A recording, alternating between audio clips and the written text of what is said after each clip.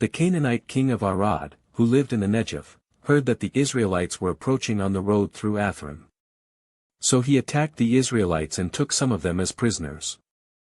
Then the people of Israel made this vow to the Lord: if you will hand these people over to us, we will completely destroy all their towns. The Lord heard the Israelites' request and gave them victory over the Canaanites. The Israelites completely destroyed them and their towns, and the place has been called Hormah ever since. Then the people of Israel set out from Mount Hor, taking the road to the Red Sea to go around the land of Edom. But the people grew impatient with the long journey. And they began to speak against God and Moses. "Why have you brought us out of Egypt to die here in the wilderness?" they complained. "There is nothing to eat here and nothing to drink. And we hate this horrible manna." So the Lord sent poisonous snakes among the people, and many were bitten and died. Then the people came to Moses and cried out, "We have sinned by speaking against the Lord and against you. Pray that the Lord will take away the snakes." So Moses prayed for the people. Then the Lord told him, "Make a replica of a poisonous snake and attach it to a pole. All who are bitten will live if they simply look at it." So Moses made a snake out of bronze and attached it to a pole. Then anyone who was bitten by a snake could look at the bronze snake and be healed. The Israelites traveled next to Oboth and camped there. Then they went on to Iabron, in the wilderness on the eastern border of Moab. From there they traveled to the valley of Zered Brook and set up camp. Then they moved out and camped on the far side of the Arnon River, in the wilderness adjacent to the territory of the Amorites. The Arnon is the boundary line between the Moabites and the Amorites. For this reason speaks of the town of Waheb in the area of Suphah, and the ravines of the Arnon River. And the ravines that extend as far as the settlement of Ar on the border of Moab. From there the Israelites traveled to Beer, which is the well where the Lord said to Moses, "Assemble the people, and I will give them water." There the Israelites sang this song, "Spring up, O well. Yes, sing its praises. Sing of this well, which princes dug, which great leaders hollowed out with their scepters and staffs." Then the Israelites left the wilderness and proceeded on through Mattanah, Nahaliel, and Bamoth. After that they went to the valley in Moab where Pisgah Peak overlooks the wasteland. The Israelites sent ambassadors to King Sihon of the Amorites with this message: "Let us travel through your land. We will be careful not to go through your fields and vineyards. We won't even drink water from your wells. We will stay on the king's road until we have passed through your territory." But King Sihon refused to let them cross his territory. Instead, he mobilized his entire army and attacked Israel in the wilderness, engaging them in battle at Jahaz. But the Israelites slaughtered them with their swords and occupied their land from the Arnon River to the Jabbok River. They went only as far as the Ammonite border because the boundary of the Ammonites was fortified. So Israel captured all the towns of the Amorites and settled in them, including the city of Heshbon and its surrounding villages.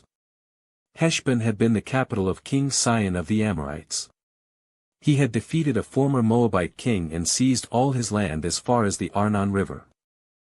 Therefore, the ancient poets wrote this about him: "Come to Heshbon and let it be rebuilt. Let the city of Sihon be restored. A fire flamed forth from Heshbon, a blaze from the city of Sihon. It burned the city of Ar in Moab, it destroyed the rulers of the Arnon heights.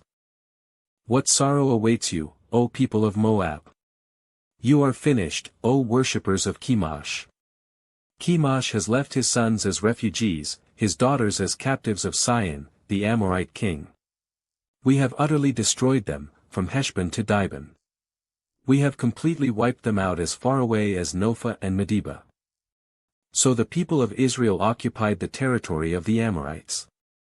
After Moses sent men to explore the Jazer area, they captured all the towns in the region and drove out the Amorites who lived there. Then they turned and marched up the road to Bashan, but King Og of Bashan and all his people attacked them at Edrei. The Lord said to Moses, "Do not be afraid of him, for I have handed him over to you, along with all his people and his land. Do the same to him as you did to King Sihon of the Amorites, who ruled in Heshbon." And Israel killed King Og, his sons, and all his subjects. Not a single survivor remained. Then Israel occupied their land. Then the people of Israel traveled to the plains of Moab and camped east of the Jordan River, across from Jericho. Balak son of Zippor, the Moabite king, had seen everything the Israelites did to the Amorites. And when the people of Moab saw how many Israelites there were, they were terrified. The king of Moab said to the elders of Midian, "This mob will devour everything in sight, like an ox devours grass in the field." So Balak, king of Moab, sent messengers to call Balaam son of Beor, who was living in his native land of Pethor near the Euphrates River. His message said, "Look, a vast horde of people has arrived from Egypt. They cover the face of the earth and are threatening me. Please come and curse these people for me because they are too powerful for me. Then perhaps I will be able to conquer them and drive them from the land. I know that blessings fall on any people you bless, and curses fall on people you curse." Balak's messengers, who were elders of Moab and Midian, set out with money to pay Balaam to place a curse upon Israel. They went to Balaam and delivered Balak's message to him. "Stay here overnight," Balaam said. "In the morning I will tell you whatever the Lord directs me to say." So the officials from Moab stayed there with Balaam. That night God came to Balaam and asked him, "Who are these men visiting you?" Balaam said to God, "Balak son of Zippor, king of Moab, has sent me this message, 'Look, a vast horde of people has arrived from Egypt, and they cover the face of the earth. Come and curse these people for me. Then perhaps I will be able to stand up to them and drive them from the land.' But God told Balaam, 'Do not go with them. You are not to curse these people, for they have been blessed.' The next morning Balaam got up and told Balak's officials, 'Go on home. The Lord will not let me go with you.' So the Moabite officials returned to King Balak and reported, 'Balaam refused to come with us.' Then Balak tried again. This time he sent a larger number of even more distinguished officials than those he had sent the first time. They went to Balaam and delivered this message to him, 'This is what Balak son of Zippor says, please don't let anything stop you from coming to help me. I will pay you very well and do whatever you tell me. Just come and curse these people for me.' But Balaam responded to Balak's messengers, 'Even if Balak were to give me his palace filled with silver and gold, I would be powerless to do anything against the will of the Lord my God. But stay here one more night, and I will see if the Lord has anything else to say to me.' That night God came to Balaam and told him, 'Since these men have come for you, get up and go with them. But do only what I tell you to do.' So the next morning Balaam got up, saddled his donkey, and started off with the Moabite officials. But God was angry that Balaam was going, so he sent the angel of the Lord to stand in the road to block his way. As Balaam and 2 servants were riding along, Balaam's donkey saw the angel of the Lord standing in the road with a drawn sword in his hand. The donkey bolted off the road into a field, but Balaam beat it and turned it back onto the road. Then the angel of the Lord stood at a place where the road narrowed between 2 vineyard walls. When the donkey saw the angel of the Lord, it tried to squeeze by and crushed Balaam's foot against the wall. So Balaam beat the donkey again. Then the angel of the Lord moved farther down the road and stood in a place too narrow for the donkey to get by at all. This time when the donkey saw the angel, it lay down under Balaam. In a fit of rage Balaam beat the animal again with his staff. Then the Lord gave the donkey the ability to speak. 'What have I done to you that deserves your beating me 3 times, it asked Balaam. 'You have made me look like a fool.' Balaam shouted. 'If I had a sword with me, I would kill you.' 'But I am the same donkey you have ridden all your life,' the donkey answered. 'Have I ever done anything like this before?' 'No,' Balaam admitted. Then the Lord opened Balaam's eyes, and he saw the angel of the Lord standing in the roadway with a drawn sword in his hand. Balaam bowed his head and fell face down on the ground before him. 'Why did you beat your donkey those 3 times, the angel of the Lord demanded. 'Look, I have come to block your way because you are stubbornly resisting me.' 3 times the donkey saw me and shied away, otherwise, would certainly have killed you by now and spared the donkey. Then Balaam confessed to the angel of the Lord, I have sinned. I didn't realize you were standing in the road to block my way. I will return home if you are against my going. But the angel of the Lord told Balaam, Go with these men, but say only what I tell you to say. So Balaam went on with Balak's officials. When King Balak heard that Balaam was on the way, he went out to meet him at a Moabite town on the Arnon River at the farthest border of his land. Didn't I send you an urgent invitation? Why didn't you come right away? Balak asked Balaam. Didn't you believe me when I said I would reward you richly? Balaam replied, Look, now I have come, but I have no power to say whatever I want. I will speak only the message that God puts in my mouth. Then Balaam accompanied Balak to Kiriath-Huzoth, where the king sacrificed cattle and sheep. He sent portions of the meat to Balaam and the officials who were with him. The next morning Balak took Balaam up to Bamathbal. From there he could see some of the people of Israel spread out below him.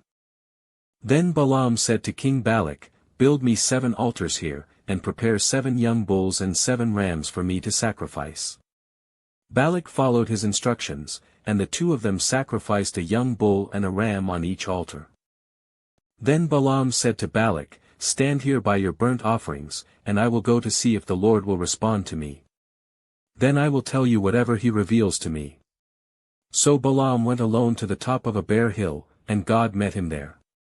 Balaam said to him, I have prepared 7 altars and have sacrificed a young bull and a ram on each altar. The Lord gave Balaam a message for King Balak. Then he said, Go back to Balak and give him my message. So Balaam returned and found the king standing beside his burnt offerings with all the officials of Moab. This was the message Balaam delivered, Balak summoned me to come from Aram, the king of Moab brought me from the eastern hills. Come, he said, curse Jacob for me. Come and announce Israel's doom. But how can I curse those whom God has not cursed? How can I condemn those whom the Lord has not condemned? I see them from the cliff tops, I watch them from the hills. I see a people who live by themselves, set apart from other nations. Who can count Jacob's descendants, as numerous as dust? Who can count even a fourth of Israel's people? Let me die like the righteous, let my life end like theirs. Then King Balak demanded of Balaam, What have you done to me? I brought you to curse my enemies. Instead, you have blessed them. But Balaam replied, I will speak only the message that the Lord puts in my mouth. Then King Balak told him, Come with me to another place. There you will see another part of the nation of Israel, but not all of them. Curse at least that many. So Balak took Balaam to the plateau of Zophim on Pisgah Peak. He built 7 altars there and offered a young bull and a ram on each altar. Then Balaam said to the king, Stand here by your burnt offerings while I go over there to meet the Lord. And the Lord met Balaam and gave him a message. Then he said, Go back to Balak and give him my message. So Balaam returned and found the king standing beside his burnt offerings with all the officials of Moab. What did the Lord say? Balak asked eagerly. This was the message Balaam delivered, Rise up, Balak, and listen. Hear me, son of Zippor. God is not a man, so he does not lie. He is not human, so he does not change his mind. Has he ever spoken and failed to act? Has he ever promised and not carried it through? Listen, I received a command to bless, God has blessed, and I cannot reverse it. No misfortune is in his plan for Jacob, no trouble is in store for Israel. For the Lord their God is with them, he has been proclaimed their king. God brought them out of Egypt, for them he is as strong as a wild ox. No curse can touch Jacob, no magic has any power against Israel. For now it will be said of Jacob, what wonders God has done for Israel. These people rise up like a lioness, like a majestic lion rousing itself. They refuse to rest until they have feasted on prey, drinking the blood of the slaughtered. Then Balak said to Balaam, Fine, but if you won't curse them, at least don't bless them. But Balaam replied to Balak, Didn't I tell you that I can do only what the Lord tells me? Then King Balak said to Balaam, Come, I will take you to one more place. Perhaps it will please God to let you curse them from there. So Balak took Balaam to the top of Mount Peor, overlooking the wasteland. Balaam again told Balak, Build me 7 altars, and prepare 7 young bulls and 7 rams for me to sacrifice. So Balak did as Balaam ordered and offered a young bull and a ram on each altar. By now Balaam realized that the Lord was determined to bless Israel, so he did not resort to divination as before. Instead, he turned and looked out toward the wilderness, where he saw the people of Israel camped, tribe by tribe. Then the Spirit of God came upon him. And this is the message he delivered, this is the message of Balaam son of Beor, the message of the man whose eyes see clearly, the message of one who hears the words of God, who sees a vision from the Almighty, who bows down with eyes wide open. How beautiful are your tents, O Jacob, how lovely are your homes, O Israel. They spread before me like palm groves, like gardens by the riverside. They are like tall trees planted by the Lord, like cedars beside the waters. Water will flow from their buckets, their offspring have all they need. Their king will be greater than Agag, their kingdom will be exalted. God brought them out of Egypt, for them he is as strong as a wild ox. He devours all the nations that oppose him, breaking their bones in pieces, shooting them with arrows. Like a lion, Israel crouches and lies down, like a lioness, who dares to arouse her. Blessed is everyone who blesses you, O Israel, and cursed is everyone who curses you. King Balak flew into a rage against Balaam. He angrily clapped his hands and shouted, I called you to curse my enemies. Instead, you have blessed them 3 times. Now get out of here. Go back home. I promised to reward you richly, but the Lord has kept you from your reward. Balaam told Balak, Don't you remember what I told your messengers? I said, Even if Balak were to give me his palace filled with silver and gold, I would be powerless to do anything against the will of the Lord. I told you that I could say only what the Lord says. Now I am returning to my own people. But first let me tell you what the Israelites will do to your people in the future. This is the message Balaam delivered, this is the message of Balaam son of Beor, the message of the man whose eyes see clearly, the message of one who hears the words of God, who has knowledge from the Most High, who sees a vision from the Almighty, who bows down with eyes wide open. I see him, but not here and now. I perceive him, but far in the distant future. A star will rise from Jacob, a scepter will emerge from Israel. It will crush the heads of Moab's people, cracking the skulls of the people of Sheth.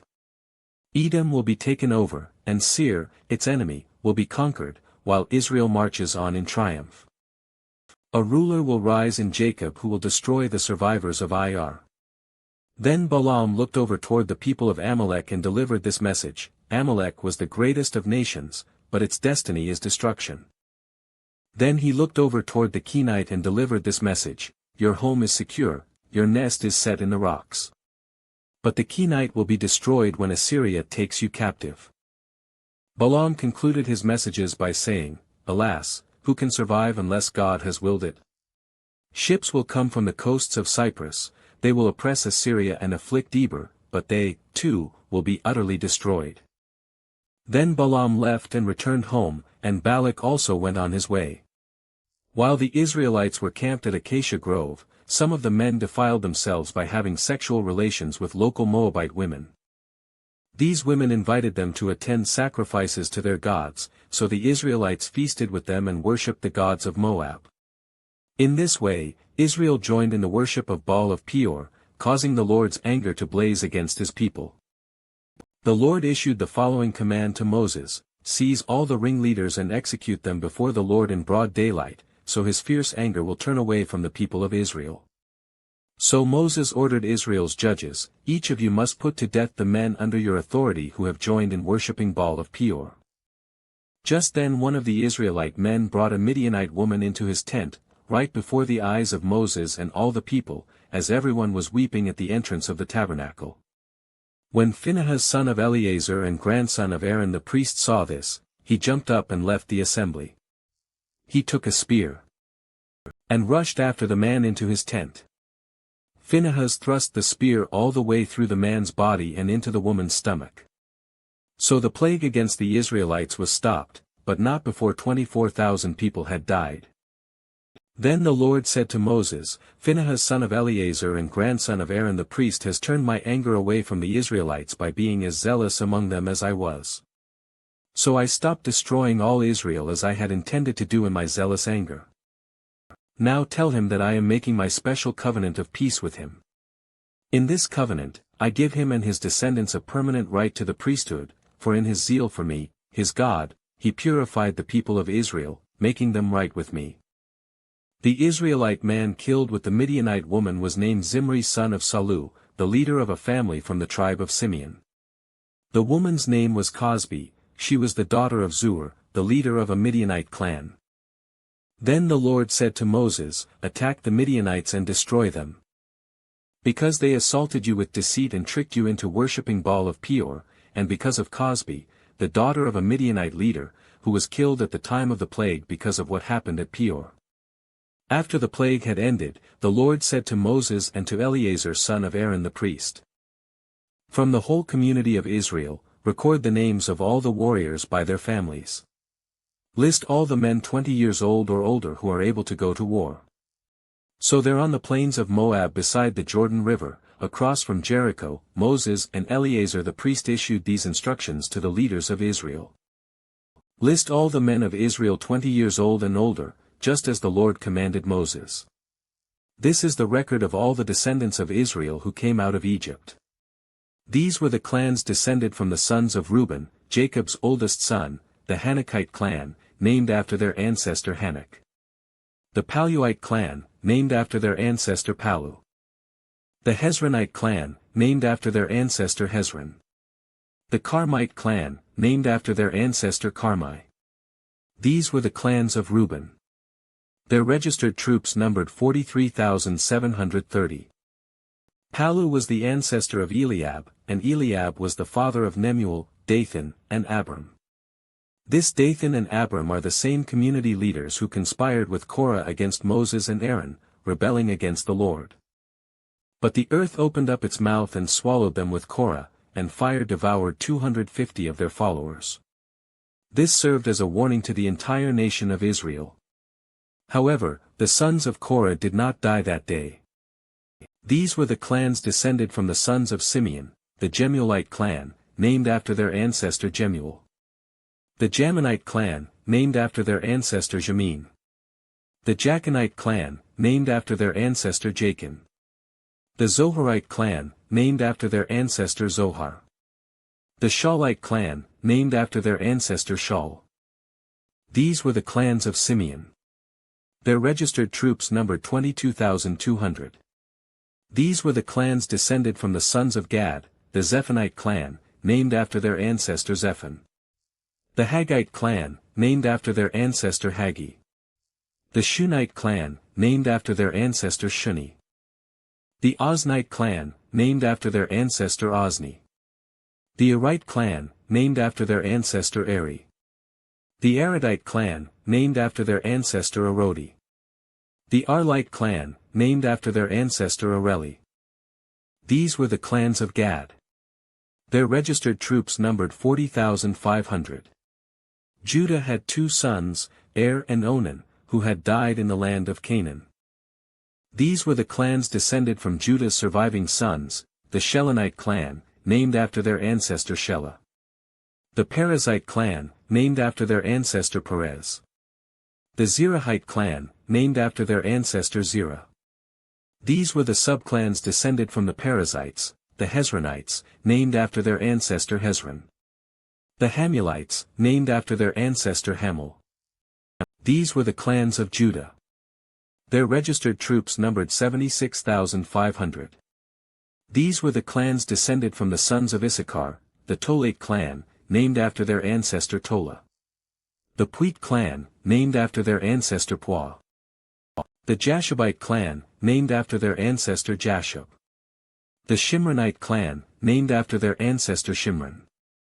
These were the clans of Issachar. Their registered troops numbered 64,300. These were the clans descended from the sons of Zebulun, the Saradite clan, named after their ancestor Sered. The Elonite clan, named after their ancestor Elon. The Jaleelite clan, named after their ancestor Jaleel. These were the clans of Zebulun. Their registered troops numbered 60,500. 2 clans were descended from Joseph through Manasseh and Ephraim. These were the clans descended from Manasseh, the Machirite clan, named after their ancestor Machir. The Gileadite clan, named after their ancestor Gilead, Machir's son. These were the subclans descended from the Gileadites, the Ezerites, named after their ancestor Ezer. The Helekites, named after their ancestor Helek. The Asrielites, named after their ancestor Asriel. The Shechemites, named after their ancestor Shechem. The Shemidates, named after their ancestor Shemida. The Hepherites, named after their ancestor Hepher. One of Hepher's descendants, Zelophehad, had no sons, but his daughters' names were Mahlah, Noah, Hoglah, Milcah, and Tirzah. These were the clans of Manasseh. Their registered troops numbered 52,700. These were the clans descended from the sons of Ephraim, the Shuthelahite clan, named after their ancestor Shuthelah. The Becherite clan, named after their ancestor Becher. The Tahanite clan, named after their ancestor Tahan. This was the subclan descended from the Shuthelahites, the Aaronites, named after their ancestor Aaron. These were the clans of Ephraim. Their registered troops numbered 32,500. These clans of Manasseh and Ephraim were all descendants of Joseph. These were the clans descended from the sons of Benjamin, the Belate clan, named after their ancestor Bela. The Ashbelite clan, named after their ancestor Ashbel. The Ahiramite clan, named after their ancestor Ahiram. The Shuphamite clan, named after their ancestor Shupham.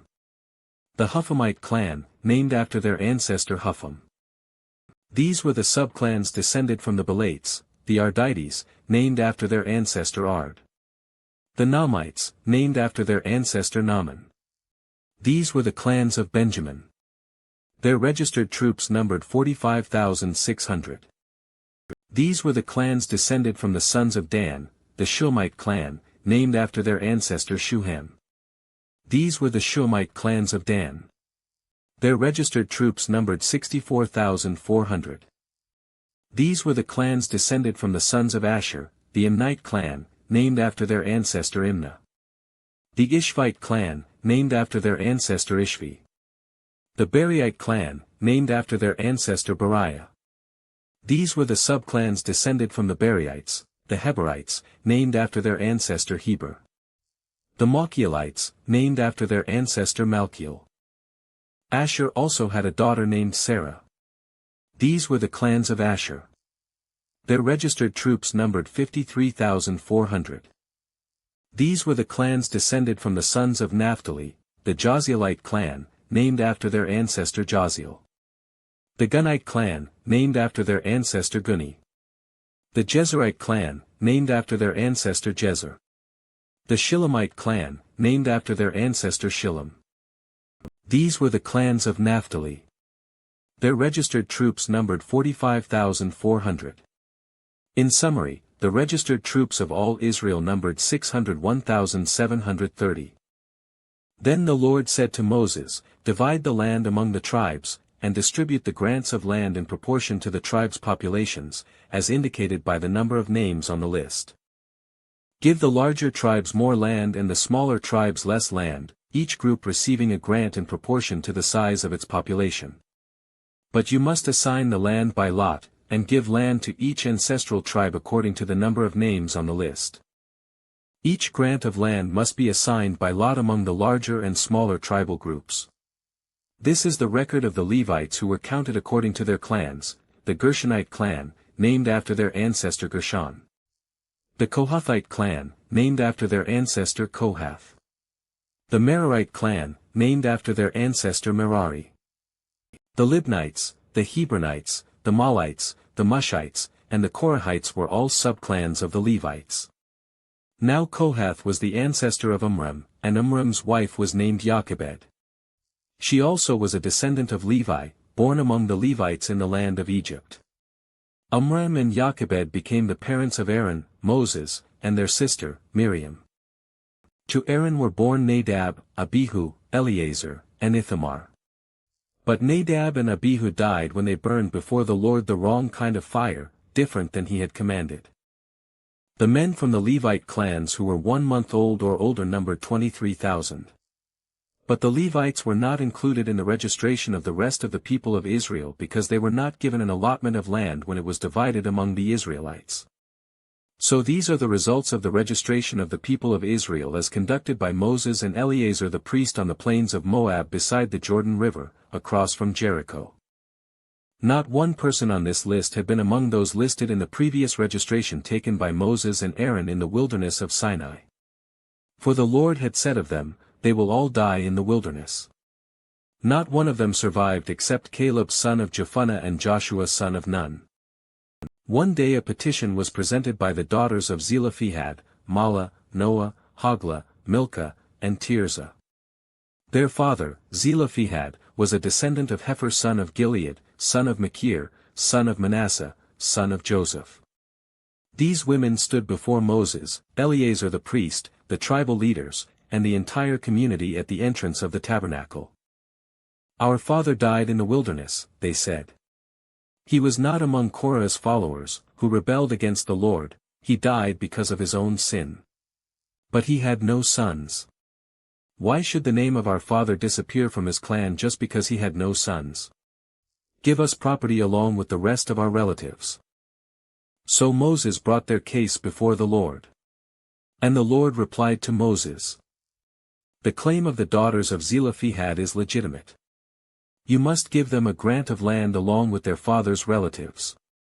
Assign them the property that would have been given to their father. And give the following instructions to the people of Israel: if a man dies and has no son, then give his inheritance to his daughters. And if he has no daughter either, transfer his inheritance to his brothers. If he has no brothers, give his inheritance to his father's brothers. But if his father has no brothers, give his inheritance to the nearest relative in his clan." This is a legal requirement for the people of Israel, just as the Lord commanded Moses.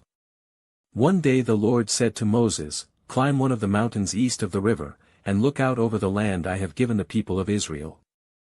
After you have seen it, you will die like your brother, Aaron, for you both rebelled against my instructions in the wilderness of Zin.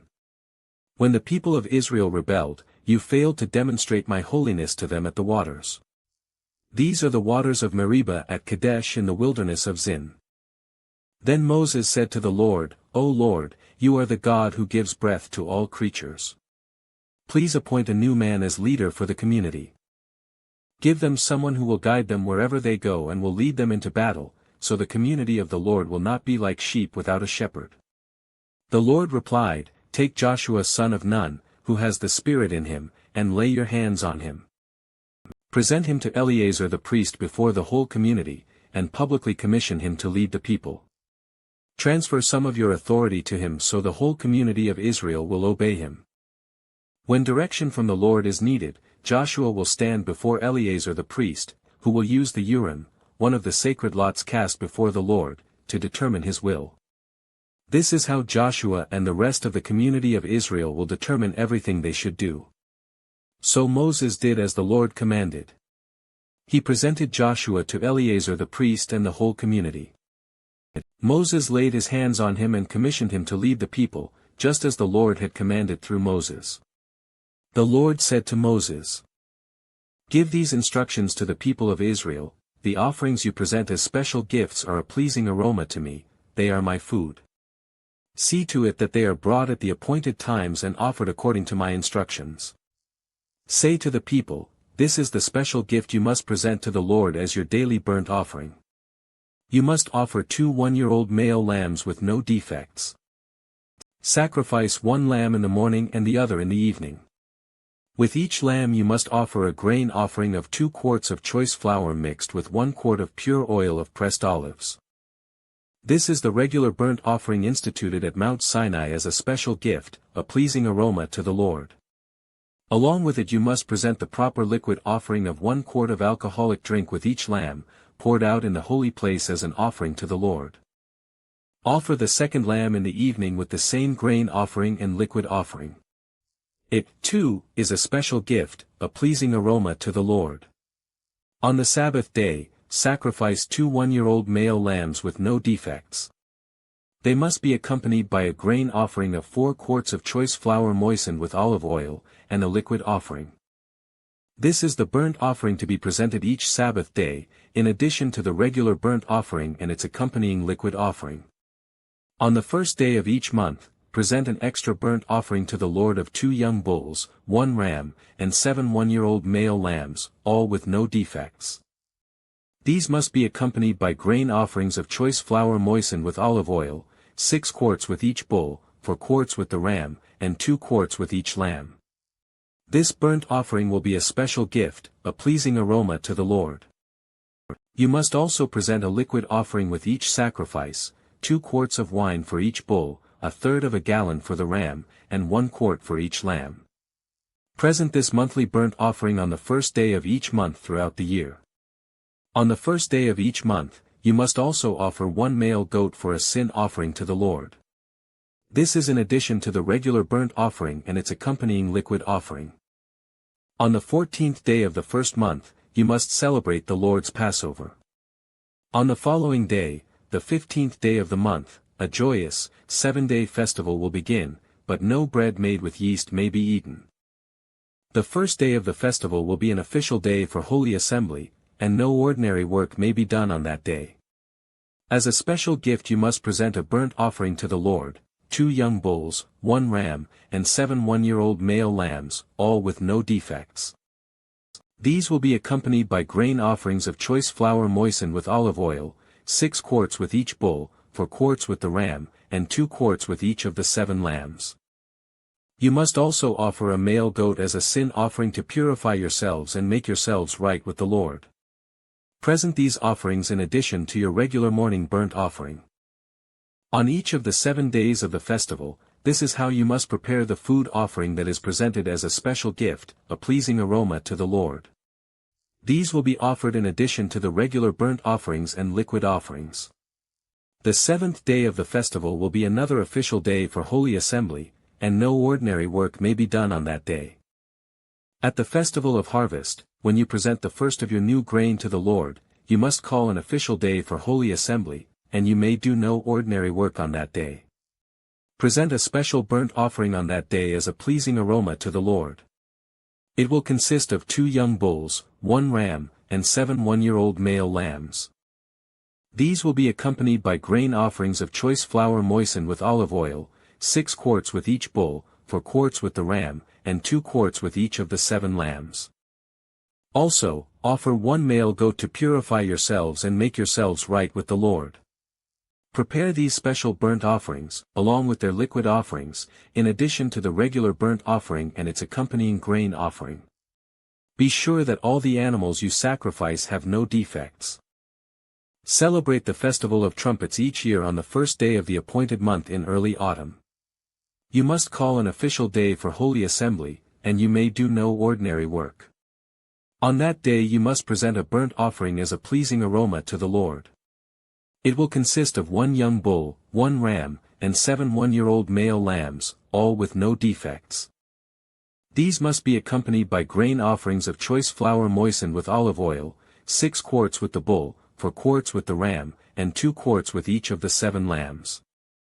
In addition, you must sacrifice a male goat as a sin offering to purify yourselves and make yourselves right with the Lord.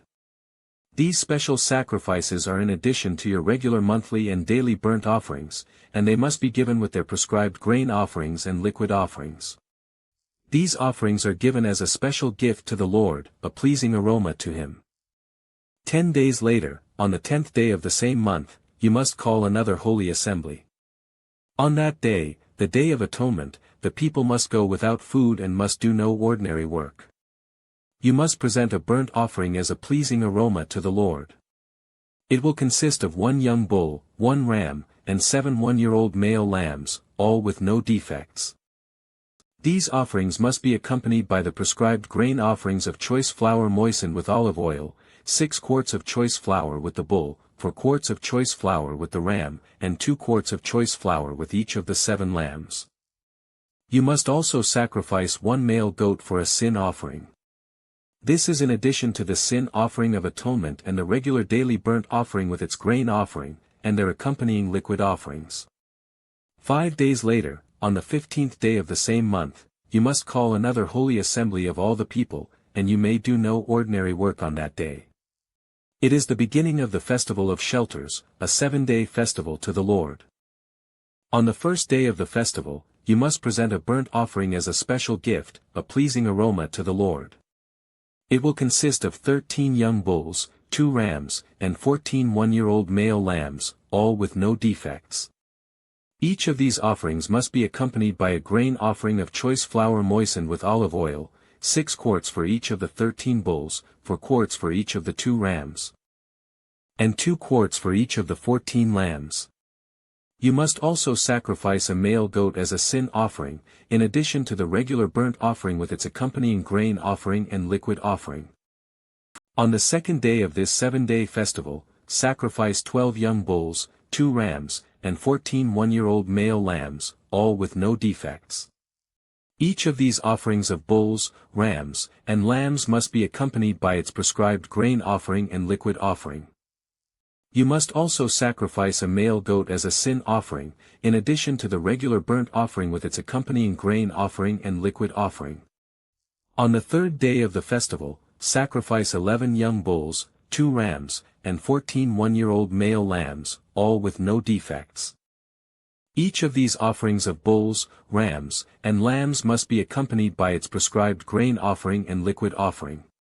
You must also sacrifice a male goat as a sin offering, in addition to the regular burnt offering with its accompanying grain offering and liquid offering. On the fourth day of the festival, sacrifice 10 young bulls, 2 rams, and 14 one-year-old male lambs, all with no defects. Each of these offerings of bulls, rams, and lambs must be accompanied by its prescribed grain offering and liquid offering. You must also sacrifice a male goat as a sin offering, in addition to the regular burnt offering with its accompanying grain offering and liquid offering.